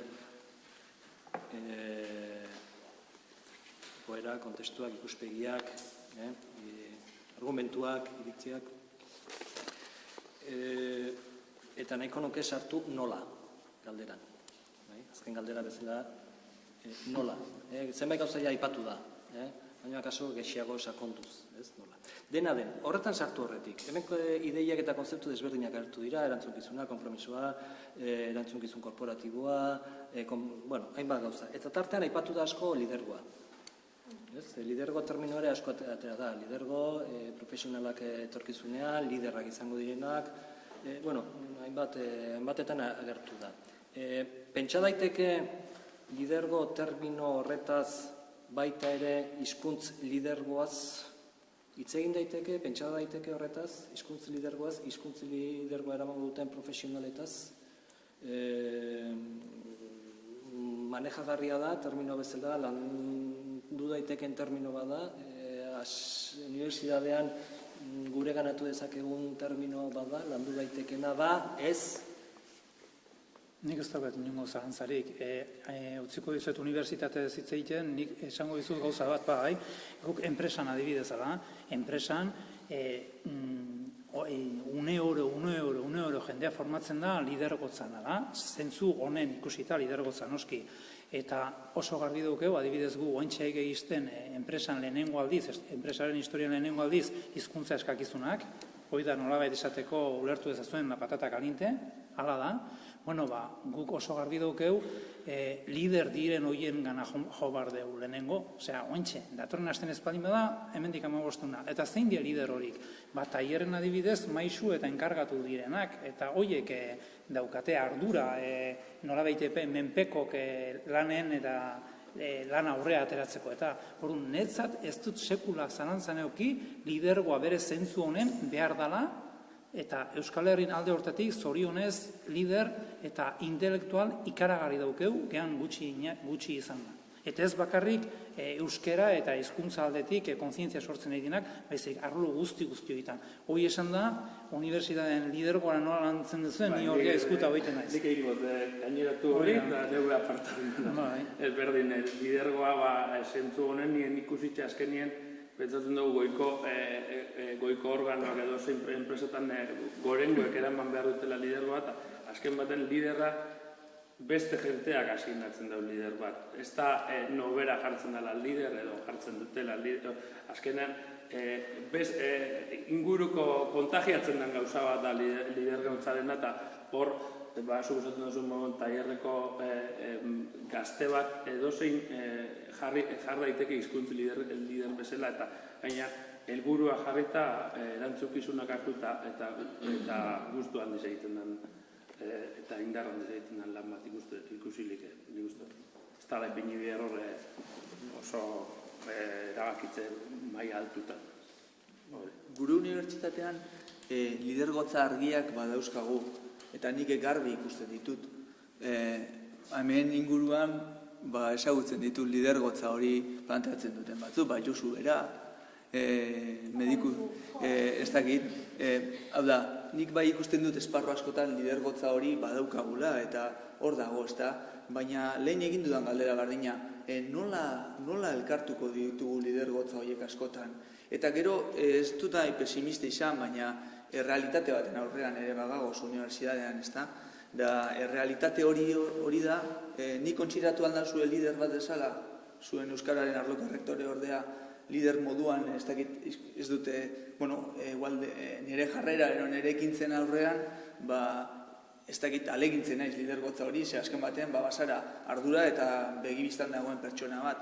Baina, erresponsabilitate gizarte ardura daukan bezala unibertsitate publiko batek, gero, errealitatea da unibertsitatea publiko izateak badituela beste traba batzuk.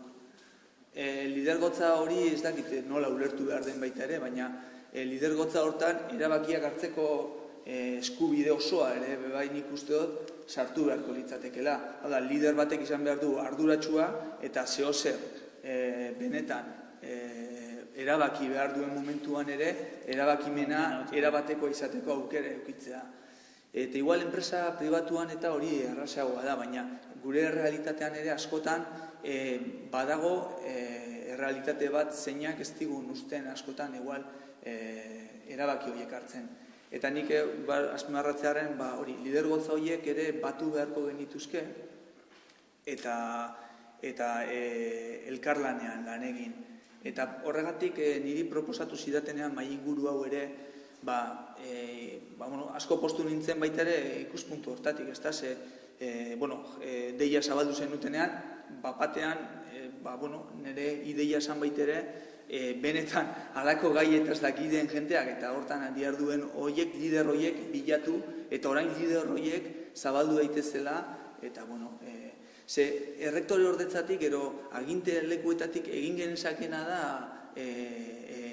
komunidadeari baliabideak luzatu alde neurrian. Baliabide horiek luzatzea, ikasleak beraiek dira gure motorra, 50.000 ikasle ditugu unibertsitatean, Euskal Herriko Unibertsitatean, eta 50.000 ikasle horiek tamalez gehienak erdal elebidunak dira. Hau da, erdal elebidunak dira, baina erdaraz bizi dira. Orduan beharrezkoak dira lidergotza horiek uztartzea, Gainera, kontzeptualki ere, nik uste dut formulatzea horrela, eta tresna moduan guk ere geletan erabiltzeko, hizkuntza liderrak. Nik uste dut oso tresna potentea izan daitekela, esaten ari garen hau sustatzeko ere ikasleen artean. Azkenean, liderraitzak gaur egun egia da eta lidergotzak konnotazio nahiko positiboak dauzkala. Eta behin eta berriro esaten zaio jendeari hori garatu behar duela, eta hori landu behar duela beti ere modu positibo baten. Orduan nik uste dut kontzeptuaren gainean pentsatze hutzak eramango dituela ere ikasleak ikustera izan daitezkela horretan motore, eragile, orduan hori txertatzea formakuntzan eta behitu talde honek egin dezakeen agian lehenengo eginkizunetako bat izan daiteke termino horri indarra eman eta termino hori egunerokoan eta formakuntzan ere txertatu. Azkenean gauzi buruz ez dugu pentsatzen hitz bat jartzen diegun arte. Eta izan liteke modu bat jazteko irakasleok ere hitz egiten diegunean, etorkizunean, zelako eginkizuna edukiko duten, hizkuntza liderrak ere izango zarete etorkizunean, eta badauka bere indarra kontzeptuak berak nik uste erabiltzeko. Hemen atera delako, aurretik ere zuk aipatu aurretik.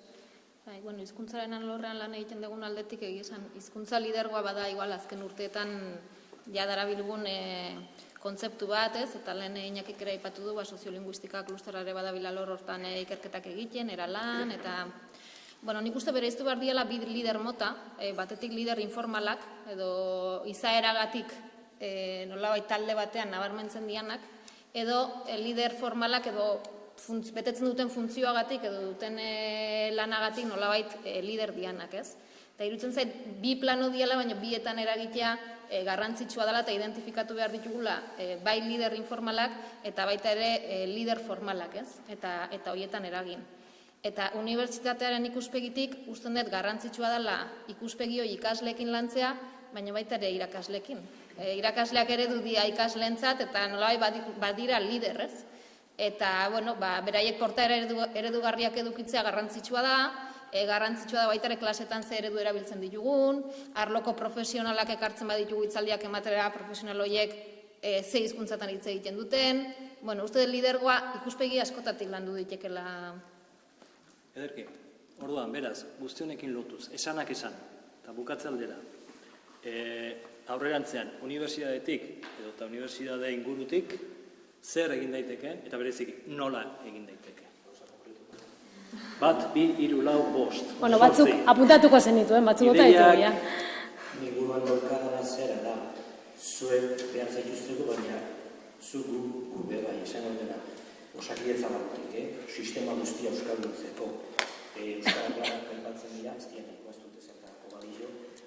Hori ere, ez da holan, baliogo dute beren neurri. Bat, askorentzat gauzak soren da, ez dalako mediko eta disiplina nintzen aipatu dira horren baiten, ez duen, beharko genuke behar da, lan egingo duen batzorre horitu buruzun moduan, baina disiplina nintzeko eta egon behar zarete zuek soziolinguistikan adituak zeini, hori buruz ez dakite zenez, egon behar gara mediko, gerizen, beste osasunarriak, egon behar Euskal Herriko Unibertsitatea zer, lidergoak sortzeko, izteko, ideia garatzeko, beste batzuekin esan dut beste eremu eleanitz edo elebidunekin partekatzeko, eta sortzen ditugun kezkak, beharrak eta zerak zuei botatzeko bitu behar dugu hau, unibertsitateak hau egin behar du, eta unibertsitateak hori, eta guk zuek gazi duzu eta zuek hau egin behar duzu, baina zuek parte hartu behar duzu eta baita guk, eta soziolinguistikan adituak, medikuntzan adituak, eta ez dela, ikusten dut, amurtxo bat ez dela izango oso eraginkorra, eta lidergoak bai oso ezinbestekoa dira, baina lidergoak isolatzen badituzu, eta hori Kanadan aztertu da dibidez, ez da, ospitaletik Lupitxako puntan dagoen lider hori isolatzen duzu bere konsultori joan, eta hori ez da eraginkorra izango. Dago diziplina anitzeko ikuspuntuak, proposamenak, eta lidergo horiek maila ezberdinetan eta leku guztietan sortu, eta zeurekin elkarrengana zertarako hau guztia euskalduntzeko zer eta osasun sistema. Ze osasun sistema da Euskadiko enpresarik ondiena, unibertsala da lez, zuek zarete erabiltzaileak edo klienteak, ez dano gara, gure bizitza osoan, jaiotzetik eriotzara arte, gure alderderik intimoena eta esparrurik importanteena. Aritzen hau, nola utzi dugun hau aparte. Zer hau da, nire ustez, zeo zer euskaraz eskaini behar bada, zeo zer euskaldundu behar bada, nahi ezkoa premiazko bat bada, osasun gintza da eta ez beste guztiak. Eta hau ez baduz euskalduntzen, jaurikoa zuen. Ez ez lortuko, osasun sistema berez erdalduna bada, baina sistema bat aldatzeko kultura aldaketa sakona behar duzue. Eta hori dagoen artean elkarlan erainkorra, ez dela dut. Ni gehituko nioke, zure arloa erdalduna da, eta zuzenbidearen arloa eta justiziaren arloa da beste esparru bat baita ere oso erdal munduak manejatu izan duena. Orduan, medikuntzaren alorra badaude zeintzo bait, pizkatxo bat, hor lanean dihardugunak eta hor ere bideak irikitzen ari dira. Nik lotuko nuke zuk esan duzun elkarlan hori nola bait, eta ez da atera hitz hori, baina lobby gisa funtzionatzearekin politika publikoen nola bait aldaketetan. Hori da lortu behar dena. Politika publikoek nola bait ikustea behar hori, premia hori, asetu beharra daukatela. Azken finean, niretzat lehen aipatu dudan desberdintasun hori klabea da. Politika publiko bat betetzera behartuta gaude. Orduan, zein da helburua? Ahalik eta esparrurik zabalena politika publikoekin eta bete beharrekin jastea, konpromesuari ahalik eta gutxien usteko. Konpromesuaren apur bat indarrurrekin lortu behar dena ahalik eta gutxien izan dein. Eta politika publikoekin antolatzen goazena ahalik eta esparrurik zabalena izan dein. Eta hor bai, nik uste lan sakon bat dagola. Medikuntza osasunaren alorrean, justiziarenean, hor lan izugarri badago. Adibide moduan, aipatzearen. Esate baterako, Euskal Herriko Unibertsitateak badauka masterra, abokatutza masterra. Abokatutza master hori aurtengo ikasturtera artean gaztelera hutsez eskaintzen zen. Zergatik, gero estatu mailan egiten den azterketa, mirraren antzekoa abokatutza ejerzitu ahal izateko, gaztelera zelako. Orduan, etzan zentzurik ikusten, euskeraz ikasketa horiek gauzatzea, gero azterketa gazteleraz eman behar bazen du. Hor zer da guk egin behar duguna? Batetik, garbi daukagu euskerako taldea sortzea, eta sortu da, eta matrikula bermatua dago. Hori batetik, baina bestalde batetik, zer da dagokiguna? Estatu mailako abokatutzarako azterketa hori euskeraz lortzea. Hori nola egingo dugu? Hori egingo dugu instituzionalki behar den lekuetan ateak joka eta hori lortuaz, ezta? Nik bi bideak ikusten ditut egin beharrekoak. Zedanok ez gaude konpromesu horretan pisu berdinarekin. Orduan, konpromesuari bakarri ikusten badiogu egitekoa, ez da. Alek eta gutxien. Eta nik horan ikusten duen medikuntza, hizkuntza bete beharreko gaitasuna da. Eta hori bilakatu behar duzu paradigma, nazioarteko literaturan hori paradigma da, egia da, hori da. Egia estatu da, baina hori gurera, kuriosoa da, eremu elebidun batera, egia estatu den hori, ez da gurera heldu. Hori egia baldin bada, nazioartean nola da posible, eremu euskaldun edo elebidun bateak, hortaz eskabetzea, eskaranteratu. Ez hori hasieratik unibertsitatean ikasketa edo formakuntza prozesuan txertatuz, hori nego guzizten. sartu behar dugu zera sistema guztian. Beste aipamentxu bat, azkenin bebai, industria munduei begire sinergiak topau biherra badagoela, azken baten Euskal Herria ez da bakarrik EHU, eta aurretik 20 urtetan enpresa asko ezaugarri berezi batzutako enpresa batzuk ondio, erantzunkizu soziala bilatu denak, esaten MCC bezalako enpresa batzuk horrek bai badabiltza garatzen euskera planak eta holan, eta berez enpresa handitzetan da hondino igual lan dute da asko da egin de, bai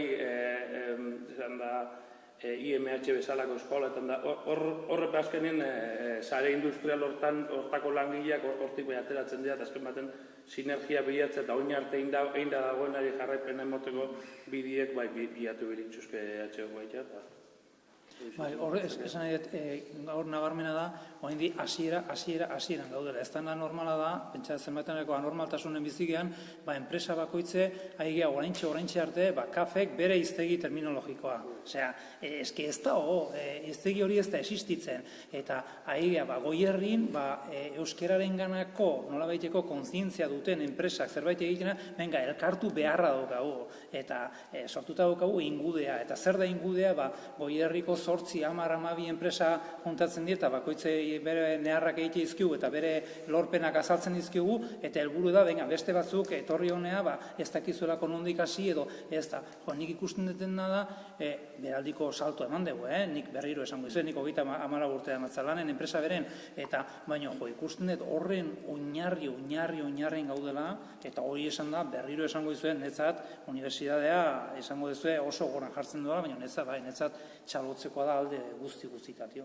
Ederkin, azken zera, zerbait gehitzeko balin badukazute, dugu azken buelta. Bale, ez ni geratu naiz gogoarekin, aurrera begira zer egin daiteken, saiatu naiz pentsatzen esan dugunaren artean eta nik ere esan dituaren artean, ze proposamen bota diren, aipatu duzu Maite, lobigintzarena, eta nik bai eskertuko neuke Euskararen aitortza horretan, bai ikerketan eta EHV izatea benetan lobi bat, eta agentzia horien aurrean azkenean sortu da orain Unibask, eta ikusten dugu Euskararekin gauza batzuetan bai, adibidez tesia euskaraz egitea, hori bai bada ezberdintasun bat anekarekiko, baina gero noski argitalpenen eta ebaluazioan hor ikusten da ez dagoela ezberdintasun handirik, eta zentzu baten saiatzea diskurtso hori txertatzen, azkenean euskarak ere bere soluzio propioak behar dituela, eta bere biziko garrantzia daukala divulgazioa euskaraz egiteak Euskal Herriarentzat eta gizarte erantzunkizun horren bidean. Gero transversalki txertatzearena, lidergotzaren kontu hau materia ezberdinetan, nik ez dakit nola egin daiteke, baina ni iruditzen zait, azkenean alor bakoitzak daukala bere premia propioa, eta horrez dakit departamentuka, baina bai uste dut badela gai bat hausnartzeko, eta bakoitzak pixkat bere irakasgaiari begiratzeko, eta esateko nire irakasgaian hau nola txertatu dezaket. Eta hori uste dut departamentuetatik edo bideratu daitekeen zerbait dela. Hau da, gai hau mahai gainean jarri eta behintzat refleksio foro txiki bat egitea, bakoitzak pentsatu dezan, eta hau nire irakasgaiarekin, edo honek nire irakasgaiarekin bauka zer ikusirik, ze beti dauka. Baina azkenean da, betaurreko jantzi eta horretan pentsatzea. Eta ez dakit hori nola bideratu daitekeen, baina uste departamentuka edo zehose egin daitekela. Eta gero, hizkuntza gaitasunarena, nik uste dute gaur egun jauzi kualitatibo bat eman behar dela horretan, sasoi baten oso zaila zen irakasleak topatzea egian euskalduna ziena, nik uste du gaur egun zorionez ez dela horrela, eta salto bat eman behar dela, eta euskeraz eskolak emateko gaitasuna eduki behar dela erabatekoa, eta hori neurtu daitekela, eta bultzatu daitekela. Sartzen da jendea euskaraz klaseak ematera, eta gero badirudi nahikoa denez, daukan mailarekin ez duela beste salto hori emateko alegina egiten. Ederki.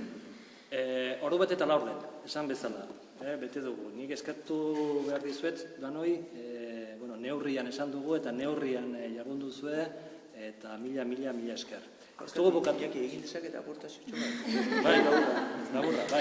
Nik uste non ronda zabalagoa izan. Bai, oida, nire baita. Egingo dugu, aukera daukagu, hain bigarren partean ere izango dugu, ekarpena egiteko. Dena den, azken hitza nahi balin baduzu orain eta bukatzea dela. Azkena hitza nik uste dut ikasleari eman behartu geniekila.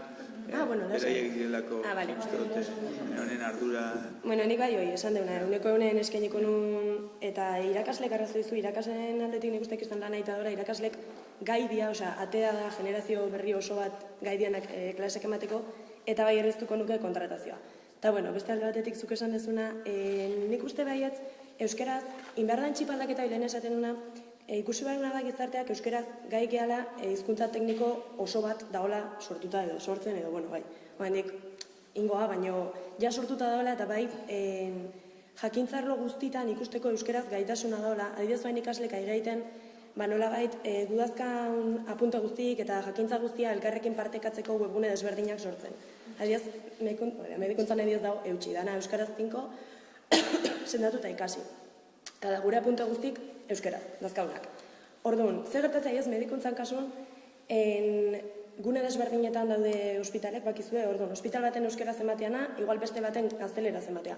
Hoitzeatik, ez daulako materiala ez da, eta euskeraz meikuk ateratzea urtero, ez da gizen bat. Osea, irakaslek badaude, eta jakintza badau.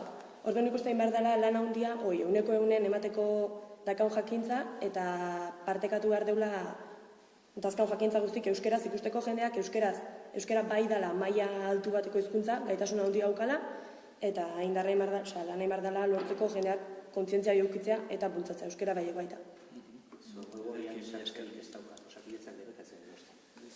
Bai, nire nuen gaitu berari eman gauzatxu, batez be ez ditxu komentatu dituen bi kontuei buruz.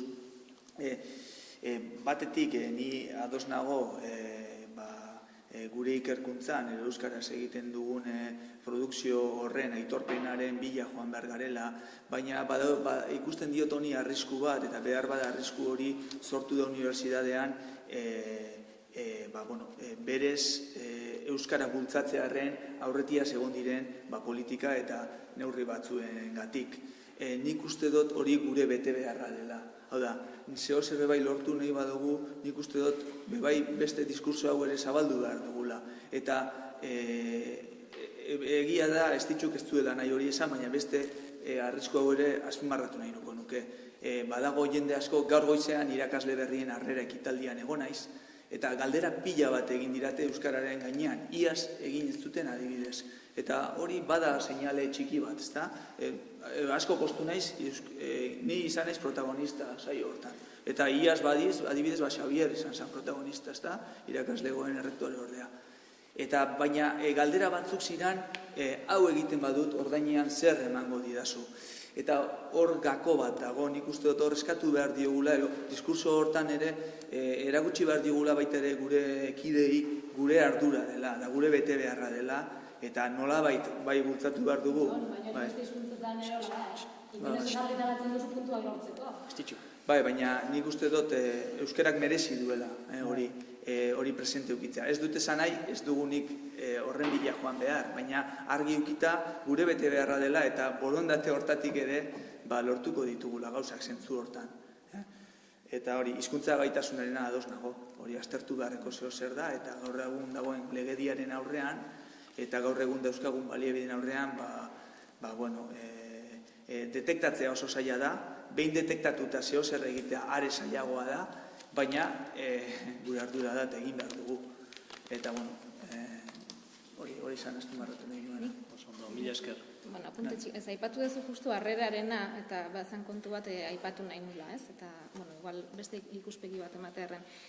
Igual galdera da, ez? Ikasle bat datorrenean lehenbiziko aldiz EHU-ra zer topatzen du. Eta hizkuntzaren ikuspegitik zer transmititzen zaio. Eta nik esan dizuet, nik kafetegira joan nahi etorri aurretik, pixka temperatura neurtzera, ez? Euskal Herrian nengoen edo, kartel batzu bazidun euskeraz, giroak usten dut zerbait esaten dula, eta euskerak behar ditula ekosistema propioak bizializateko. Eta ez dakit gaur egun unibertsitateak badituen ekosistema horiek euskararen entzat, baldin baditu nun dauden eta nun egon daitezken. Ederki, mila esker. Hausnarketa hau fokalizatuta egon da hemen herrian, baina hausnarketa zabaldu nahi dugu baita ere, esan bezala, bigarren zirkulura. Egingo duguna izango da, eskatzen dizuegu, ekarpena, eskatzen dizuegu behin hemen entzun ditugunak entzunda, zuek ere honen inguruan zer esan baduzue, eta, bixat, modu baitare aski librean, hainbat gauza gertu da hemen, hainbat gauza esan da, hainbat ideia, hainbat proposamen, hainbat kontzeptu, hainbat termino, hori guztia kontuan hartu, eta zeintzuk lirateke, zeintzuk diren sortzen zaizkizuen pentsamenduak, ideiak, proposamenak, en fin, alako brainstorming moduko zera bate egitea. Orduan, hartuko ditugu beste 15 bat minutu gehienez, taldekak jarriko gehiateke, jarriko gara, taldeka, talde txiketan, 4 bat pertsona, osatuz, taldetxoak. Ni pasako izuet gero olako fitxa moduko bat, eta azken finean da gero hemen fitxa honetan, zuek jasotzea. Talde horretan hitz egin diren eta agertu diren pentsamenduak, ideiak, proposamena zeintzu diren. Ez da adostasunetara iristeak kontua, ez da, zer agertzen da, zer sortzen da, zer gehitu nahi dugu, zer proposatu nahi dugu, ze kezka daukagu, ze pentsamendua daukagu, zer sortu zaigun, hori guztiak, nolabait honi segida emanez, hemen egindakoari segida emanez. Eta, hontan, esan dute, lehenengo zirkulu hau ere horretan jarriko da, eta, 15 bat minututan, bai, jaso, sortzen dana, bai mesedez, idazterakoan, gero irakurtzeko modun, zen nahi dut, batzuk letra oso txarra daukagu, eta idazten dugunean gero aski zaila izaten da, gaitza izaten da irakurtzea.